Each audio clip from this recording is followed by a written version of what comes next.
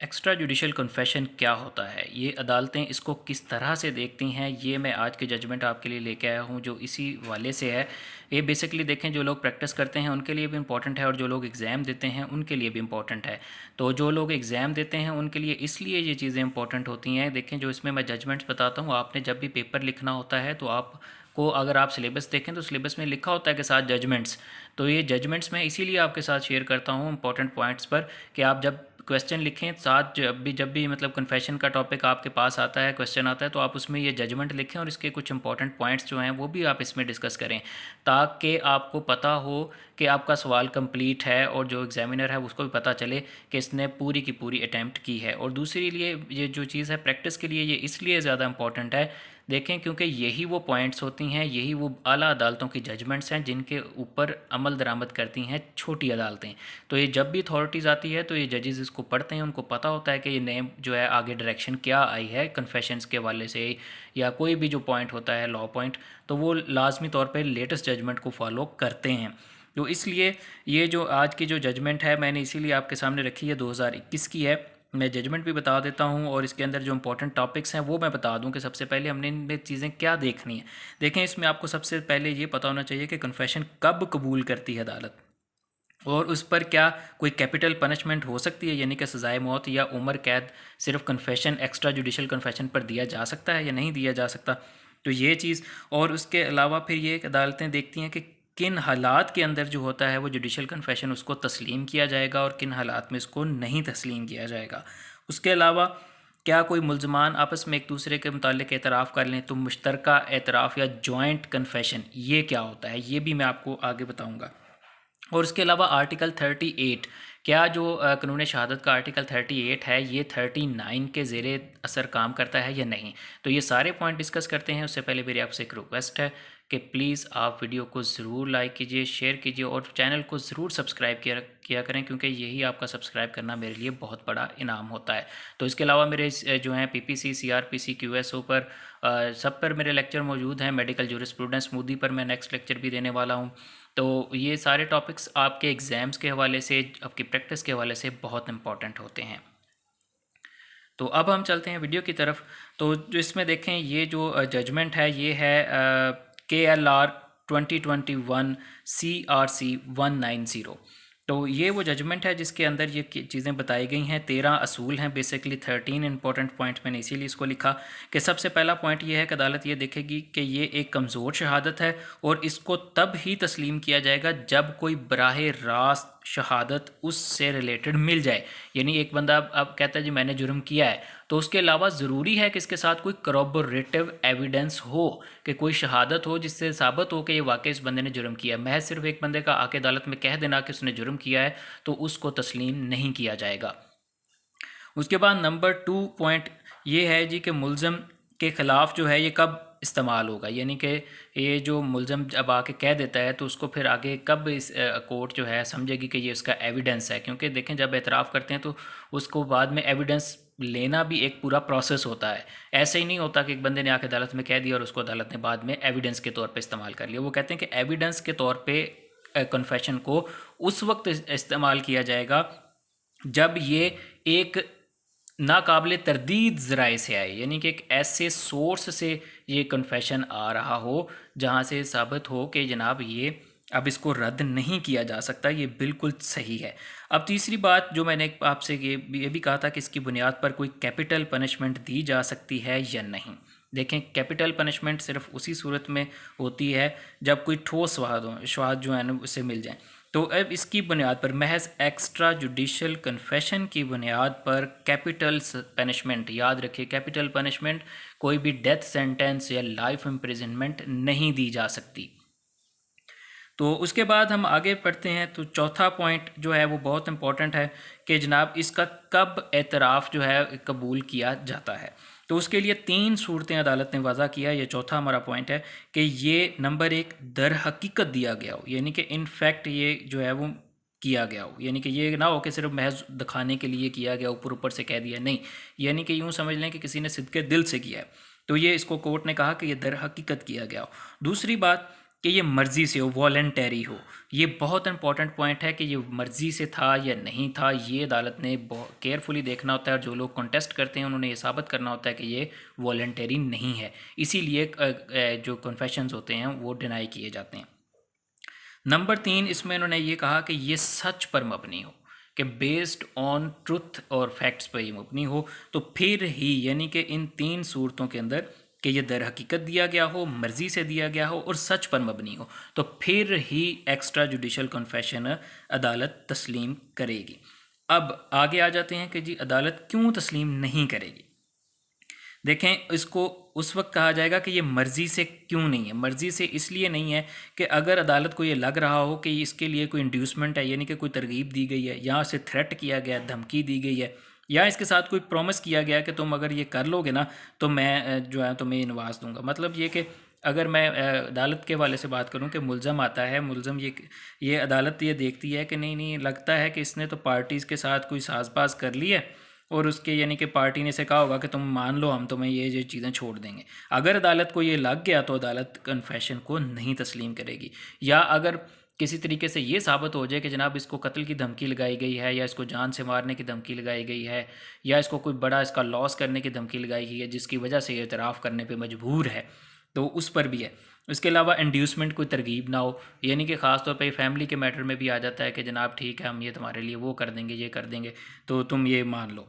तो इस तरह से ये 3 पॉइंट अदालत देखेगी कि अगर इन 3 पॉइंट में से किसी एक को भी उसने देख लिया, अदालत ने डिटेक्ट कर लिया, तो कन्फेशन वॉलंटरी नहीं समझा जाएगा। यानी कि ये समझा जाएगा कि ये आज़ाद मर्ज़ी से नहीं दिया गया, बल्कि ये किसी लालच में आकर, धमकी के ज़ेर असर या किसी वादे के तहत इसने दिया है।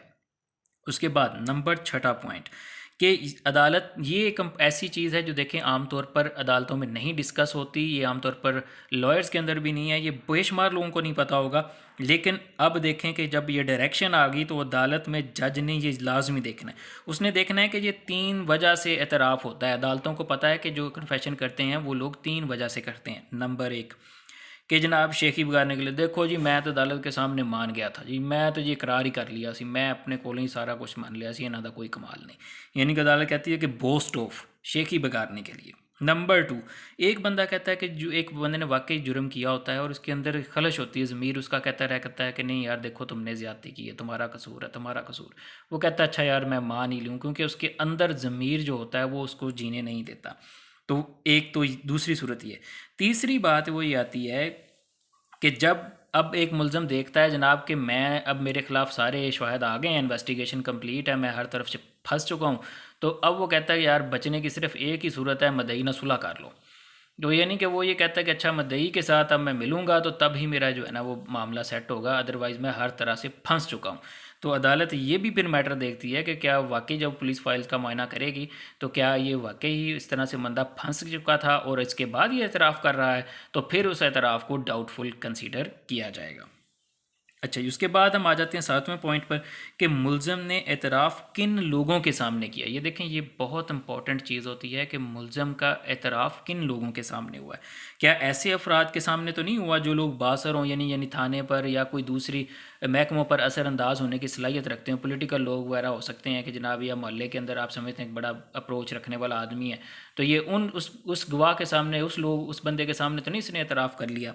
तो एक इस ऐसी सूरत में भी जो एतराफ़ होगा उसको जो है वो यही समझा जाएगा कि ये सिर्फ इसने कोई मदद लेने के लिए अपना या कोई लालच लेने के लिए इसने एतराफ़ किया है, ये मुलज़म का असल में एतराफ़ नहीं है। उसके बाद आ जाएगा 8वां पॉइंट कि अदालत ये भी देखती है कि जब वाक़या कब हुआ था और एतराफ़ कब आ रहा है। ये देखें, ये सबसे मैं कहूँ कि अगर एक जान है एतराफ़ एक्स्ट्रा जुडिशल को जानने की तो वो यही है, क्योंकि इसी के तहत फिर सारे सर्कमस्टांसेस देखे जाएंगे कि एक वाक़या हुआ था आज और एतराफ़ हो रहा है 2 साल बाद। इसका मतलब ये होता है, अदालत ये तसव्वुर करेगी कि अब इस बंदे की चली नहीं है, तो इसने आखिरी चारे के तौर पर एतराफ़ किया है, ये बेसिकली दिल से एतराफ़ नहीं है। ये यानी कि जो दर हकीकत जिसे कहा गया था, ये दर हकीकत एतराफ़ नहीं था और ना ही ये सच पर मबनी एतराफ़ है। तो उसके बाद आ जाते हैं जो पॉइंट आ जाता है सामने हमारे 9वां पॉइंट है कि अब मैंने कहा था कि जॉइंट कन्फेशन क्या होता है। देखें, जॉइंट कन्फेशन वो होता है जब यानी कि मुलज़म कहता है जी ठीक है जी मैं भी मान लेता हूँ, आप भी मान लो, तो वो एक इस तरह से कोई मिली जुली सूरत, या दो मुलजमान ही आपस में एक दूसरे के मुतालिक बयान दे देते हैं, कन्फेशन होगा जी ठीक है जी मैंने भी किया है, वो कहता है मैंने भी किया है, तो अदालत ऐसे कन्फेशंस का भी नोटिस लेती है कि ये भी जो है कन्फेशंस दुरुस्त नहीं हैं। उसके बाद आ जाते हैं हम अपने 10वें पॉइंट पर कि अब जो एतराफ़ उसने किया था वो किन गवाहों की मौजूदगी में किया था, ठीक है, और उनका रवैया क्या था। मसलन ये अब अदालत ने बेसिकली जो पॉइंट लिखे हैं वो ये है कि इनका रवैया गैर फितरी अननेचुरल ना हो, इनह्यूमन गैर इंसानी ना हो, और उसका ताल्लुक जो है वो बाद में मुलज़म से जो है उनका आपस में कैसा है। यानी कि फ़र्ज़ करें एक मुलज़म ने बयान दिया और उसके बाद उसके जिन लोगों की गवाही मौजूदगी में उसने बयान दिया वो लोग बाद में जो है उससे नफ़रत करने लग गए, या वो उसके साथ उनका रवैया जो था वो फितरी सा नहीं है, मसनूई सा एक आर्टिफिशियल सा लगे अदालत को कि इन लोगों का बाद में तो आपस में लेन देन ही ठीक नहीं है। मसलन वक्ती तौर पे एतराफ़ हो गया था लेकिन अब वो दिल से पछता रहे हों, या उन्होंने सिर्फ अपनी जान छुड़ाने के लिए किया, या मुलज़म ने किसी तरीके से ले लिया था बाद में उनको रियलाइज़ हो गया। तो ये जो जिन गवाहों के सामने उसने एतराफ़ किया होता है उनका बाद में मुल्ज़म के मुतालिक क्या सोच है, क्या रवैया है, इस चीज़ को भी अदालत ने देखना है। उसके बाद 11वां जो पॉइंट है वो ये है कि आर्टिकल 38, जो मैंने कहा था कि आर्टिकल 38 जो होता है वो ये कहता है कि पुलिस को दिया गया एतराफ़ शहादत नहीं समझा जाएगा, यानी कि extra judicial confession before police is inadmissible in court. तो ये इनएडमिसिबल इन एविडेंस होता है, ये इनएडमिसिबल एविडेंस समझी जाती है, यानी कि काबिल दखाल शहादत नहीं होती। तो अब ये कहते हैं कि एक इम्पॉर्टेंट पॉइंट यहाँ पर, ये थोड़ा सा टेक्निकल और लॉ के हवाले से ज़्यादा इंपॉर्टेंट है, जो लोग ज़रा ज़्यादा डेप्थ में जाना चाहते हैं उनके लिए है कि देखें जो आर्टिकल 38 है वो पुलिस की तो पहली बात है कि इतराफ़ को शहादत ही नहीं मानता।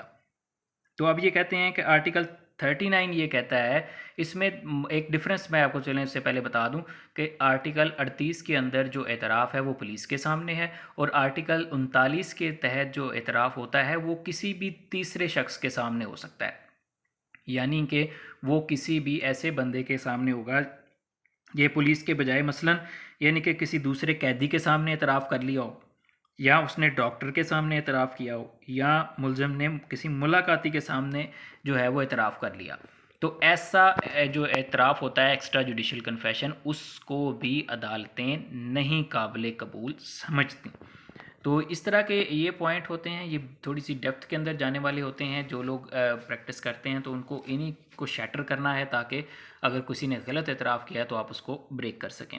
उसके बाद 13 पॉइंट और लास्ट पॉइंट वो यही है कि पुलिस हिरासत में अगर मुलज़म ने कोई ऐसी मालूमात दी जो एतराफ़ जो था समझ लें कि उसका ना हो, ठीक है, लेकिन वो किसी हक़ाइक़ से मिलती, यानी कि अगर आखिरी पॉइंट, बल्कि इसको थोड़ा सा मैं दोबारा से एलेबरेट कर देता हूँ कि मुलज़म ने कोई ऐसी मालूमात दी, ये याद रखें वो एतराफ़ नहीं कर रहा, लेकिन वो एक आपको इन्फॉर्मेशन दे रहा है। वो इन्फॉर्मेशन हो सकता है कि उसका एतराफ़ हो, वो हो सकता है कि उसका एतराफ़ ना हो, लेकिन वो इन्फॉर्मेशन ऐसी हो, वो मालूमात ऐसी हो कि वो किसी दूसरे हक़ाइक़ के साथ जो है वो बिल्कुल मेल खाती हो, उससे वो साबित होती हो। यानी कि फ़र्ज़ करें कि उसने जनाब किसी मुलज़म ने मारा था, किसी बंदे को कत्ल किया, तो वो कत्ल का एतराफ़ वो कहता है जी ठीक है जी, वो वहाँ पर एक कुल्हाड़ा था पड़ा हुआ, तो वो जो है कुल्हाड़ा मेरी नज़र से कहीं गुज़रा है, तो इसका मतलब ये होगा अब बंदे को कुल्हाड़े से मारा गया है। उसने तो मालूमात दी आपको सिर्फ कुल्हाड़े की,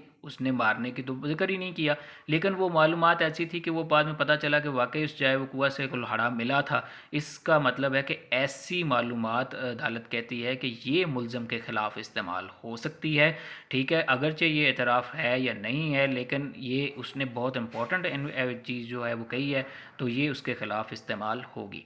तो ये 13 पॉइंट थे जो अदालत ने देखने थे कि किस तरीके से वो असरअंदाज होते हैं जब भी एक्स्ट्रा जुडिशल कन्फेशन सामने आता है।